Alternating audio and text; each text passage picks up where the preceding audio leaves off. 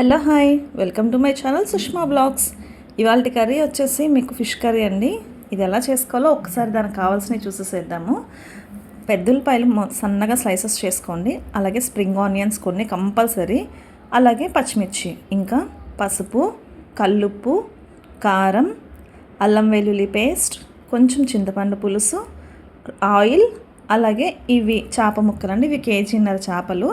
వీటికి ఫస్ట్ మనం పసుపు ఉప్పు రాసేసి ఇలా ఒక హాఫ్ అన్ అవర్ పక్కన పెట్టినట్లయితే ముక్క అనేది కొంచెం గట్టిపడి బాగుంటుందండి. మనం ఈ ప్రాసెస్ స్టార్ట్ చేయడానికి ముందే ఇలా చేసుకోవాలి. అయితే అవన్నీ కావాల్సినవి పక్కన పెట్టుకున్న తర్వాత ఫస్ట్ ఒక బౌల్ తీసుకొని ఆ బౌల్లో మనం కట్ చేసి పెట్టుకున్న పెద్దలపాయలు, పచ్చిమిర్చి, అలాగే స్ప్రింగ్ ఆనియన్స్ కూడా వేసేసుకొని కొంచెం కల్లుప్పు వేసుకొని అవి మెత్తగా చేతితోటి నలపాలండి. ఎందుకంటే పచ్చివాసన అనేది పోవాలి.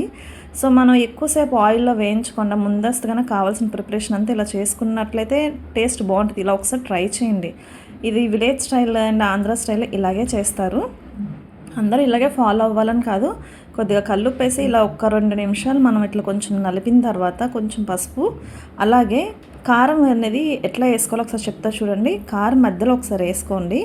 కారం డైరెక్ట్ వేసి కలిపేసేస్తే ఆ కలర్ వేరే వస్తుంది. మనకి మంచిగా కలర్ కనిపించాలి చేపల కూర అంటే కనుక కారం వేసి అందులో ఒక మంచి నూనె వేయండి.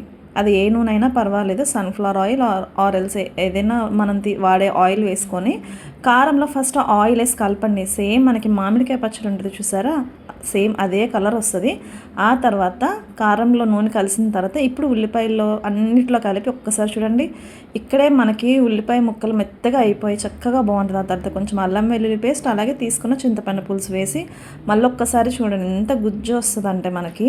అలాగే చేప ఉడకాలంటే కొంచెం ఇంకా లూజ్గా ఉండాలి కాబట్టి మిగిలిన చింతపండు పులుసు కూడా వేసి మనం పక్కన మ్యాగ్నేట్ చేసి పెట్టుకున్న ముక్కలు వేయండి. వేసి కలిపేసేసి పక్కన పెట్టుకున్న తర్వాత ఒక ప్యాన్ తీసుకొని ఆ ప్యాన్లో ఆయిల్ వేసుకోవాలి.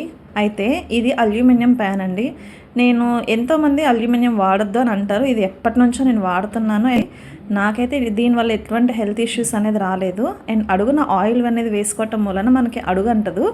అలాగే హెడ్ పీస్ ఏదైతే ఉంటుందో అది మిడిల్లో ప్లేస్ చేయండి. అప్పుడు కూర అడుగంటకుండా ఉంటుంది. మనం రెడీ చేసుకున్న మిశ్రమాన్ని మొత్తాన్ని వేసేసుకొని ఇంకా ఇప్పటి నుంచి అసలు మీరు గరిటె అనేది పెట్టకూడదు. చేపల పులుసుకి మెయిన్ గరిటె పెట్టకుండా వండటంలోనే ఉంటుందండి. అండ్ చెయ్యి వాడుతున్నంత రకంగానే హెసిటేట్ ఫీల్ అవ్వకండి. ఒక 20 నిమిషాలు మగ్గించిన తర్వాత ఎంత చక్కగా పైకి ఆయిల్ తేలుతుందో అప్పుడు దించేసే ముందు కొంచెం కొత్తిమీర వేసుకొని, ఒకవేళ మీకు ఉప్పు పులుపు సరిపోలేదు అంటే మధ్యలోనే మీరు చూసి వేసుకోండి. అంతే తప్ప గరిటె పెట్టి మాత్రం తిప్పొద్దు. ఓకేనా? కొత్తిమీర కూడా వేసిన తర్వాత ఒక్కసారి మూత పెట్టేసి ఒక 5 నిమిషాలు మగ్గించి తీసేయండి. అంతే. Thanks for watching my video.